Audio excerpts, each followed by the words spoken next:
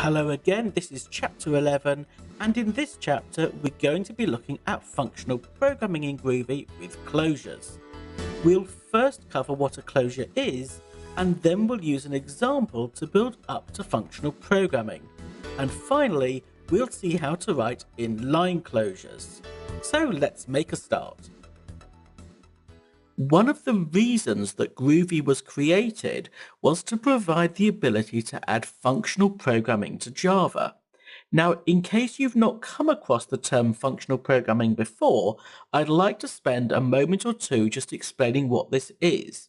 In Java, the basic building blocks of code are objects. We create instances of objects out of classes, and in these classes, we write methods which can take in other objects as parameters and return objects to the functions that call them. This structuring of code into objects is known as object orientation. Now, there's a lot more to object-oriented programming, as I'm sure you know, but this is just one way of thinking about how to write code.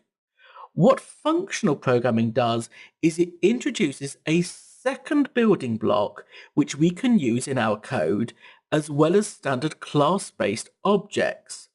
In Groovy, we can write a block of code a bit like a method and say that this is another type of object, and we'll call this a closure. Closures are short anonymous code blocks. Short means that most closures are at most a few lines of code. It is, I guess, the anonymous bit in this definition that's the most interesting. Anonymous means that they're not defined in our code as methods that can be called and that exist within classes, but rather as blocks of code that are objects in their own right. They can be referenced by variables and they can be passed into methods as parameters. So just as an object that we can instantiate from a class can be passed into a method, so can a closure. We can write methods that take these blocks of code as parameters to the method. Just as a method can take a string and use it, now a method can also take a code block and use it. I think the language here can be a little confusing. I keep saying blocks of code, but really I think of closures as being like methods that have the same status as objects. So they are methods that don't have to live within an object, and we don't have to instantiate an object to use this method. Now, I don't want to use the term method when describing closures, as this is going to make it very confusing. So I'm going to be sticking to the terms code block or closure, but you can think of them as fully functional methods that can be passed around our code. You might be aware, if you've done a lot of Java, that there is a similar concept in Java called anonymous inner classes. These are not as powerful as closures, and as well as being able to do more with closures, the syntax for defining them is much, much neater. If you haven't met anonymous inner classes before, don't worry, because we're not going to be using them in this course. I should also point out that Java 8, which at the time of recording this course has not yet been released, is expected to also contain some form of closures. From what I've read, the syntax is likely to be slightly different to the Groovy way of doing it, but right now these aren't available in the current released versions of Java. So back to closures in Groovy. Now, we have actually already seen some closures in action. In the last chapter on ranges and looping, we saw this line of code here. Now, I hope you remember me saying that numbers are objects in Groovy, and the number 10 we're seeing here is an integer object. Integer objects have properties and methods, and the .times method is a method on the integer object. Now, if in Eclipse I type in 10.times, you'll see that the Eclipse help is telling me it's now expecting a closure, a method or a block of code. And that's exactly what we typed in here. This print line hello map, we are in position and whatever position it was, is a block of code. It's a valid closure. All this closure does is print something out to the console, but that's a good example of a simple closure. Well, closures are far more powerful than just blocks of code that can be provided to a looping method, so let's have a look at closures in more depth. Now, I'd like to use an example in this chapter where functional programming makes our code quicker and more efficient to create. So in this example, we're going to be working with some other developers on a system which is going to manage test scores that students have achieved in an exam. We've been told that the system needs a class called exam scores, which is going to contain lots of functionality that we're not interested in right now, but there are two things that we're going to be responsible for creating. So the exam scores class is going to have an array of the different scores that the students achieved, and it's going to contain a method called analyze, which will allow the user to review the scores in different ways. For example, the analyze method could be used to calculate the highest or lowest score, or maybe the average score. The analyze method is going to be a very general do some analysis kind of function, which will take a single parameter that defines what kind of analysis is needed. Now, a starting point for this kind of class might be to say that the calculation required parameter for our analyze method will be a string, and we'll use a switch statement to say if the calculation required is an average, then we'll do this, or if it's the highest value, we'll do something else. Now, I'm showing on screen here what this kind of function might look like. If you're following along, don't bother typing this in because we're not going to be using it. I'm going to suggest an alternative in just a moment. I haven't even started to type in the actual calculations here, but I hope you can see that although this approach will work, if we want to add in further different calculations over time, this switch statement is going to grow and grow, and, well, I think it just feels unpleasant. One of the problems with this is that all of the calculations are going to be contained in this single exam scores class. That's going to make it a potentially very big file, which will become difficult to maintain and debug over time. It will be nicer if we can separate out our analysis calculations into a different part of our code. Well, we can do that using standard object-oriented design. In fact, we'll use what is known as the strategy design pattern. In simple terms, this means that we're going to say that each of the different analysis calculations are going to have the same input and output requirements so that they are interchangeable, and we can select at runtime which of the calculations will get used. We'll separate out each of the calculations into separate classes and pass into this method the actual calculation detail, the relevant class, rather than store the detail within this class. If you want to read up more about this design pattern, then have a look at the Wikipedia webpage, which is on screen right now. If you have done Virtual Pair Programmer's Java Fundamentals course, then you should be reasonably comfortable with the code structure we're about to see. If you find the structure confusing, however, then don't worry, because this is a structure we're going to be replacing quite soon with a better Groovy way of programming, and it's enough maybe to realize that this is a structure which is more time-consuming and complex to create than we need when we program in Groovy. So what would this structure look like? Well, we would probably do something like this. We'd say create an interface to define the calculation. Let's call that exam calculation interface, and give that a single method called execute, which takes our array of scores.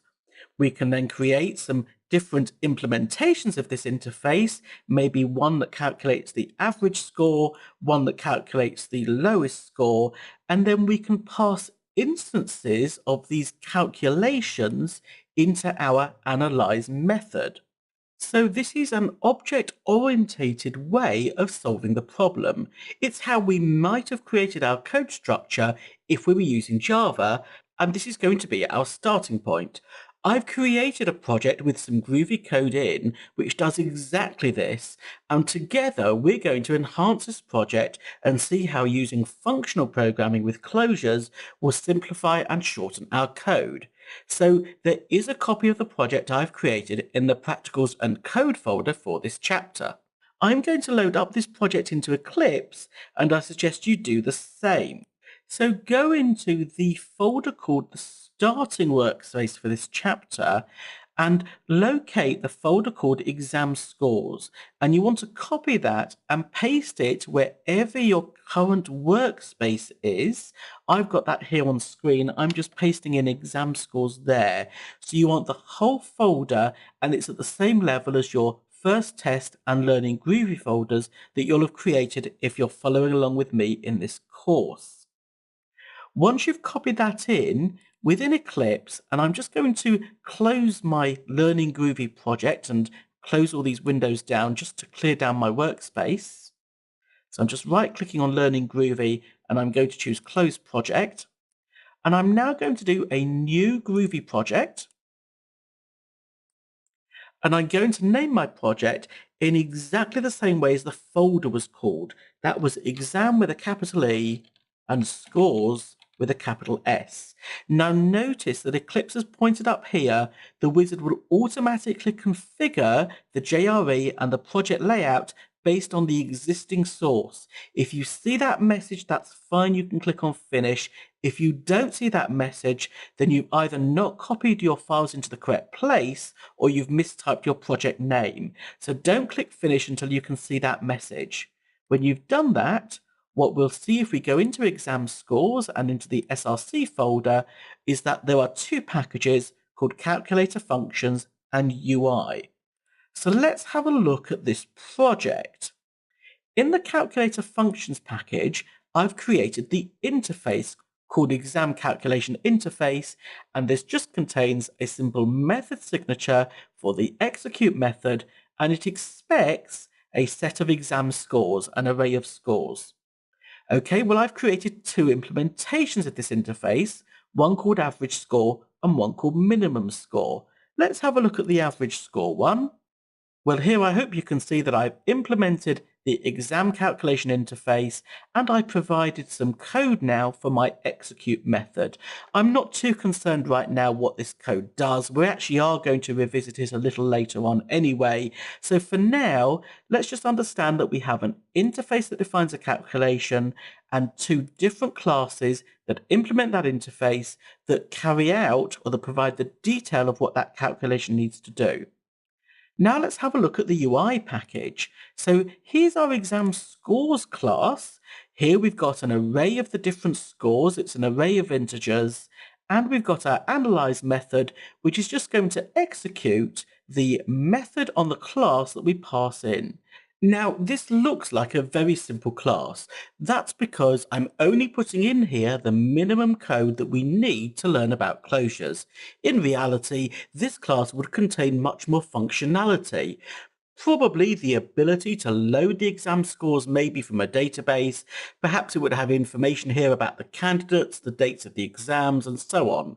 I've used a simple array called scores, but in a production system, this would almost certainly be some kind of collection object with lots of supporting code behind it. So in order to use this class, we'll need to create a new instance of either average score or minimum score and pass that into our analyze method. Well, I've done just that in the main class. So down here, we've got a new instance of exam scores. I'm creating a new instance of the average score class, a new instance of the minimum score class, and passing those into the analyze methods to get two different values out, average and lowest, and then I'm just printing those to the console. So I hope what I've done here makes sense. It's pretty standard object-oriented Java-style programming. There's nothing too special going on here. I'm going to save it and run it just to check that that's working. Okay, well, we can see that the average score was 54.17 and the lowest score was 29. Hopefully you've managed to import this project, you've got that working, and you've got the same average score and lowest score printing out. So this code is fine. It's a little unwieldy, but it works. And we've now got a new task. We've been asked to write a new calculation which works out how many of the candidates passed the exam. Now we'll do that by saying how many candidates got a score of 51 or greater. Well, the way we would have to do that right now would be to create a new class that implements exam calculation interface and write the code in there. But this really feels like quite a lot of work.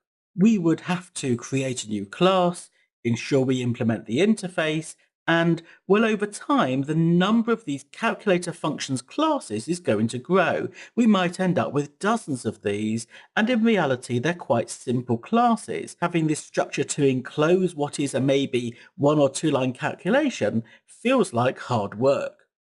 Groovy gives us a way to improve on this by saying that our calculation, the piece of functionality, whether that's average, lowest score, or the number of candidates who passed, can be written as a closure, a short anonymous code block that doesn't need to be owned within an object itself. It is an object in its own right, and we can pass that piece of functionality, that calculation, into the analyze method. So let's see how we might do this. Well, the general syntax for a closure is as follows. We'll define a variable, I'm calling my variable in this instance some closure, and set it equal to a block of code. Within the curly brackets that define the block of code, we'll start by listing the variables that the code block can take as its parameters. These are pretty much the equivalent to a standard set of method parameters. And then we'll put in what looks like an arrow. It's made up of a hyphen and a greater than sign, and then our code can follow. For example, if we wanted to write a code block which would add 2 numbers together, it would look something like this. So I've defined a variable called addNums.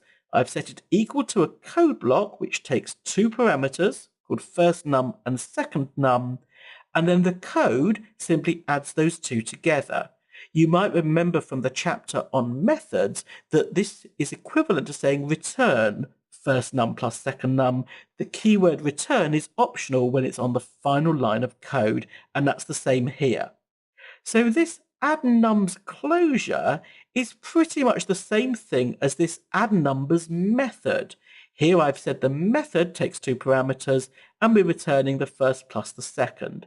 These 2 things do the same thing, but the addNumbers version is a method that has to live within a class and we have to instantiate the class before we can use it. The addNums version is a closure. It's an object in its own right, and we can pass that object around our code. Let's, as an example then, create a closure which tells us the score that the very first candidate got. So let's go back into the code, and because we're going to break this bit of code here, I'm going to comment it out for the moment, and we'll come back and fix that shortly. So what I want to do now is create a new closure which is going to calculate the first score. It's going to tell us what was the score of the first candidate in the array.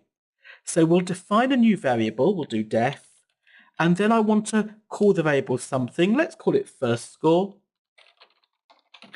And I'm going to set that equal to a code block. Well, the first thing I need is any parameters the code block's going to take. Well, it's going to take the full array of scores, and we need to give that a name. Let's just call it scores. Okay, we then want our arrow symbol that's made up of a hyphen and a greater than sign, and we can then continue with the implementation of our method, what we want the closure, the function to do.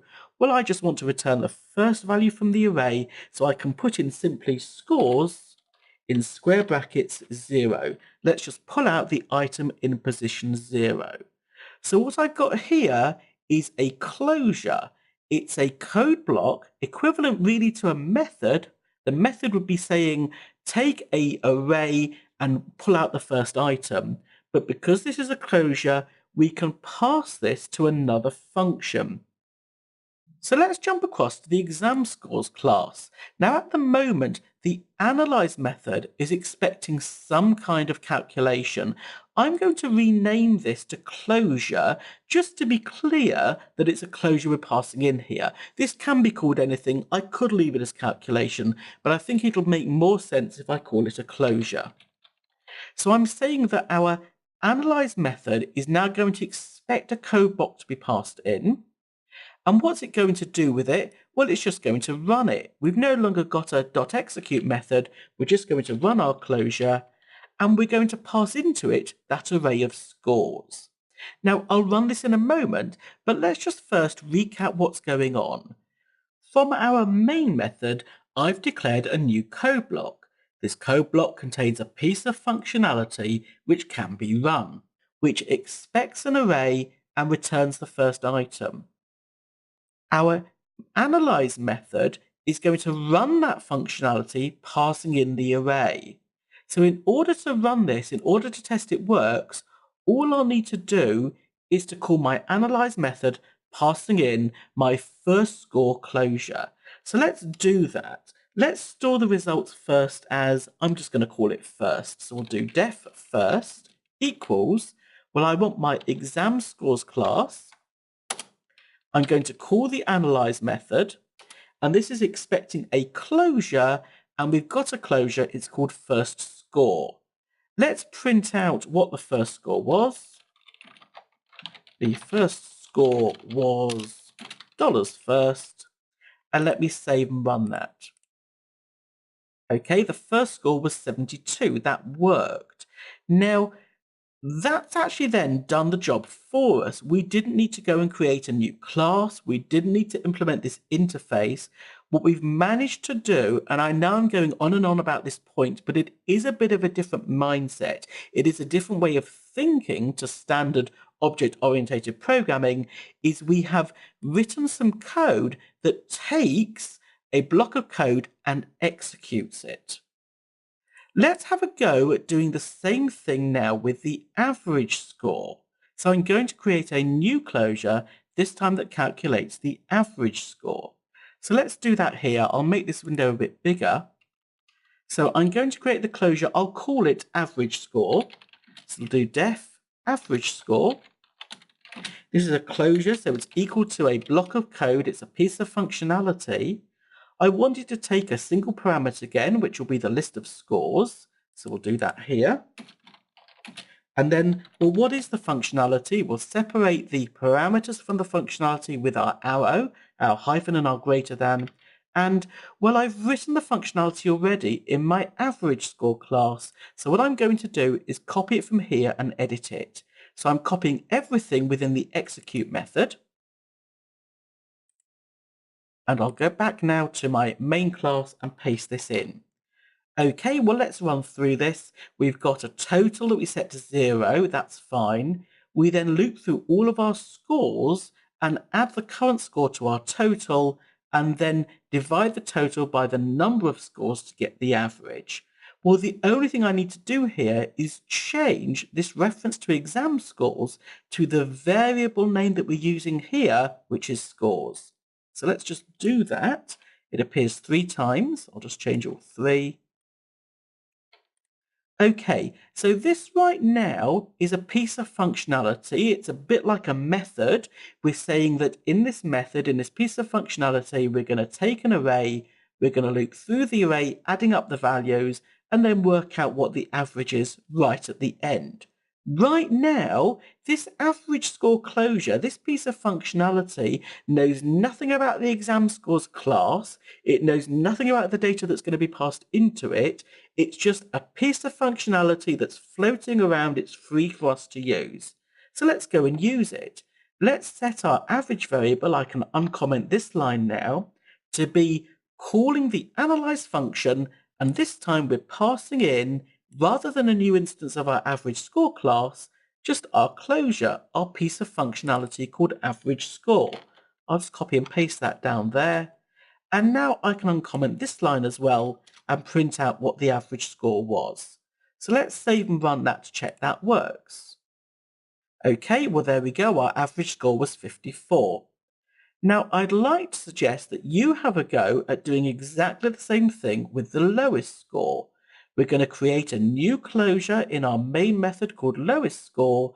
You can use the existing code that we wrote in the lowest score class to use as the basis for the code within our closure, and then we'll execute it. So pause the video now, have a go at doing that, and then when you have had a go, press resume. I'll do the same thing and we can compare our results. Okay, so I hope you did have a go at doing that. I'll do that now as well. So I'm creating a new closure. I'm going to call that one lowest score. And I'm setting that equal to a piece of functionality, so it's defined with a code block. Again, we want a single parameter, which is the array of scores. I'll put my arrow in to separate the list of parameters from the functionality. And again, I'm going to go to the class that we wrote earlier to get the existing code, and I'll edit it. So I'm copying all of that back in my main class. I'll paste that in here. And actually, the only thing I need to do is change the value of exam scores to scores, which is the name of the parameter that I provide into this piece of functionality. So we'll change all three of those, and that should work. While I'm here, let's just check what's happening in this method. We actually start by assuming the lowest score is 100 and then loop through each of the scores, checking if the particular score in turn is lower than our current lowest score, and if it is, we swap our lowest score and make it equal to that. So again, reasonably simple, straightforward code. Well, I can now uncomment the rest of this code here, so we can find out what our lowest score was and print it out. The only thing I need to change is that when we call exam scores, we're now going to use our lowest score closure. Okay, let's save and run that and check that works. There we go, our lowest score was 29. So now we don't need the interface or these classes. We can create these closures as blocks of code and pass them directly into the method. I won't bother deleting these three, but you could do. We're not going to need them anymore. Before we go any further, let's have another look at the syntax for closures once again. The syntax we've just seen and used is valid when there's one or more parameters to the closure. When there are no parameters, we can just type the code straight in. You might remember we wrote a closure like this. Here, print line hello Matt doesn't require any parameters, so we didn't need to declare any. When we don't require any parameters, we don't include the arrow, the hyphen and the greater than sign to separate the list of parameters with our code. We also saw earlier in the course that when we create a closure that takes one parameter only, this parameter has a default name of it. So again, this is it. It's not short for iterate or anything else. It's just a default name when there is one parameter only. We can explicitly name that parameter if we want to. So for example, these two lines here will do exactly the same thing. In the second version, we've given the parameter a name called counter. In the first version, we haven't, so the default name of it is used. Well, using this, there's actually an opportunity to improve the code we've been writing a little bit further. If we go to these two closures, our average score and our lowest score closure, you can see that we're creating loops to loop through the different items in the array. Well, arrays have a .each method, and the .each method takes a closure. So we can shorten this code by using that version to loop through the array. Let's do it first with the average score. So we're going to first say there's a variable called total with a value of 0. That's fine. Now we're going to loop through our array, and the array is called scores. So it's going to be scores.each, and that's going to expect a closure. Now the closure is going to have one parameter, and that's going to be the item in the array, the different score. I'm going to name that parameter. I'm going to call it score. And then I'm going to say, well, what are we going to do with that score? Well, we're going to add it to our total. So I'm going to say total plus equals the score. That replaces all of this section here. So I can remove that. And in fact, all of this could go on one line. It could be made really neat. If I do that, and now we can see we've simplified, we've made our code much shorter. Actually, because there's only one parameter, I didn't need to name it. I could have used the default name of it. So if I make it like that, it's going to be scores.each total plus equals it. Now, that feels like it might be a little bit of a jump, But have a look at this. Def average score is a closure which takes an array of scores, and what we do is we loop through each of those scores and add each item, that's the it, to the total. And then we do our little averaging at the bottom. What we've got here is 4 lines of code that effectively does the same as the whole of that class. We can do exactly the same thing with the lowest score, of course. Take scores, take the array, call the dot each method, and the closure that's going to be expected is simply going to be to, well, we've got the code really down here. We can say, let's copy and paste this up there. We can say if it, rather than the individual item, is less than our lowest figure, we'll make our lowest figure equal to it. I'll remove the original loop, and let's just save it and check that code runs and works. There we go. Our average score is 54, our lowest score was 29.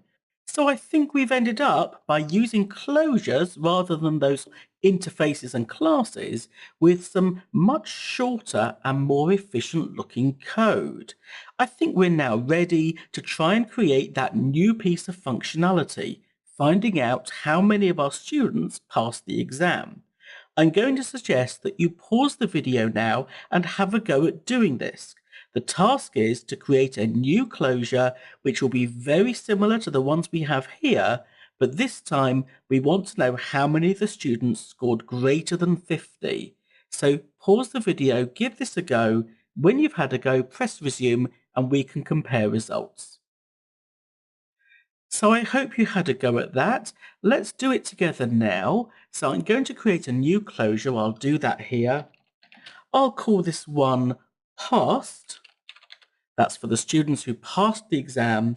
And I'm going to say it's a code block that again takes an array of scores. And well, what are we going to do? We're going to count up how many did pass. So we need some kind of internal variable. I'm just going to call this one result. So we'll say the number of people who passed is our result. And initially that's going to be 0. We then want to loop through each of the scores. And what are we going to do? Well, we're going to check if the individual score is greater than 50. So I want to know if the individual score, that's it, is greater than 50. If it is, then what we'll do is we'll increase our result. So that will be result plus plus. Okay, I think that's going to do it. All we need to do now at the end of this is return the value of result. So I think that should do it. Let's just put in a final couple of lines to run that and print it out. We'll do def passed number, I'll have to call it something different, is going to be equal to exam scores dot analyze, and this time we're passing in the closure called passed, and we'll print out, well, let's start with the number who passed, do dollars passed number, and then passed the exam. Let's save and run that.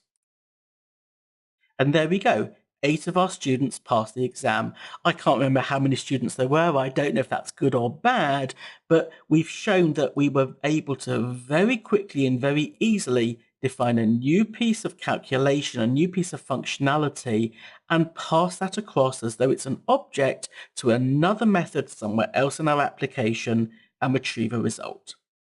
I want to just finish this section by mentioning that in the example we have been working through, we have actually written closures in 2 different ways. In this section of our code here, we created a closure called lowest score. Because we created the closure and assigned it to a variable, that's the variable called lowest score, we can reuse this closure as many times as we like. If we had another class elsewhere in our application that could also take a similar closure, well, then we could apply lowest score to that class and those methods as well. Within this lowest score closure, however, we created a second closure here with our .each method. This closure, which starts here and ends there, actually just looks very much like a code block that you might find within a typical for loop. And because we haven't assigned this closure to a variable, it's not going to be reusable. We've written it in line within our code. Now, I'm only pointing this out because creating closures in line like this is actually far more common, and we'll see lots of examples of that throughout the rest of this course. Let's create one further exam scores analysis routine, but this time we'll do it with an inline closure. It'll be quite simple this time. I just want to know how many candidates took the exam. So we'll go to the bottom of our code, and I'll do that with def number of candidates, and I'm going to set that equal to, I'm calling it in line, so I want my class, which is exam scores, then the method, which is analyze, and this method requires a closure, and that's going to be in curly brackets. Well, it has one parameter, which is the scores, my arrow, and then I want to just pull out how many items there are in the array, so I can do that by calling the dot size method. So I can do scores dot size. Okay, I'll need my closing curly brackets. So I've written it all on one line here, which is a very typical way of writing this kind of code. Let's print out the results. So we'll say there were dollars number of candidates, and then the word candidates. Okay, let's save and print that to check that's worked. 17 candidates, that looks good. Now, when we call a closure in line like this, Groovy gives us a slightly neater syntax that we can use. And that is that we don't need the round brackets around the closure. I can take those off and just leave in the curly brackets that define the start and end of the code block. Now, that should make sense. We've seen earlier in this course that when you call a method with a single parameter, the brackets are optional. And that's the same thing here. It just looks a little unusual because the parameter is a code block this time. However, Groovy actually goes a little further. Suppose we had a method which took two parameters, of which one was a closure. I'm going to go back into my exam scores class and create a method like that. So I'll create a second method here called analyze with pass mark, where we'll pass in the mark that would be required to have passed the exam along with some kind of calculation, which is the closure. So we'll call this one def analyze with pass mark. And I'm going to provide two parameters to this method, which is the passing mark and a closure. Okay, well, within the method, I'm going to do something with that pass mark. I'd probably say pull out all of the scores from the array that were above that pass mark and then use that array, that new array with the lower number of scores in to do the calculation. I'm not going to bother writing that. Let's just put some remark in to say that's what we do. So I'll put in do something here with pass mark. And then we'll execute the closure. So I'll just put in the closure executing on the scores array. So we've got here an outline of a method that takes two parameters, of which one is probably going to be an integer and the second is the closure. Now, when I call that method, and I'll do that now from the main class, well, let's do def, I'm going to call this test pass mark. And I'm going to set that equal to exam scores dot analyze. Well, I've got two parameters this time, which is going to be the pass mark. Let's make that 50. And my closure, well, I'm just going to copy, in fact, the closure I've got here. Like so. The point about this alternative syntax where we don't need to put the closure in brackets is that for this line, I can close my brackets after this parameter and leave the closure outside the brackets. I think this really aids readability. You can only do this when the closure is the final parameter and when there is only one closure in the method call. So this could read test pass mark equals whatever the method is in brackets all the other parameters separated by commas, just as you would with any method call, and then outside the brackets at the end, the closure. We have actually seen and used this syntax in the chapter on ranges. You might remember that If we wanted to step through a range using the step method, for example, let's print out all the even numbers between 20 and 30, I'd be doing something like, well, let's have a range 20 dot dot 30, and I want to call dot step. And dot step is a method which takes two parameters. The first parameter is the number of points we want to step through. So that's going to be 2 in this example because I want every other number. And the second parameter is the closure. And I can provide that outside the brackets. So I can do in this example, print line it. Before I can run this, I realize I'm calling here my analyze method. This should of course be the new analyze with pass marks. So I'll just correct that. And if I run this now, there we go. So we've got our stepping out there. Okay, I didn't print out anything from the analyze with pass mark, but you can see that this is a nice syntax that works well. It's very easy to read. So that covers the basics of closures. In this chapter, we learned what a closure is, and we saw the syntax for writing closures. We looked at the basics of functional programming and how closures can act as a building block within our code. And we finished the chapter looking at how to write inline closures. We'll be using closures in the next 2 chapters on collections, and we'll be coming back to closures again later in this course. But for now, I'll see you in chapter 12, where we'll be working with lists.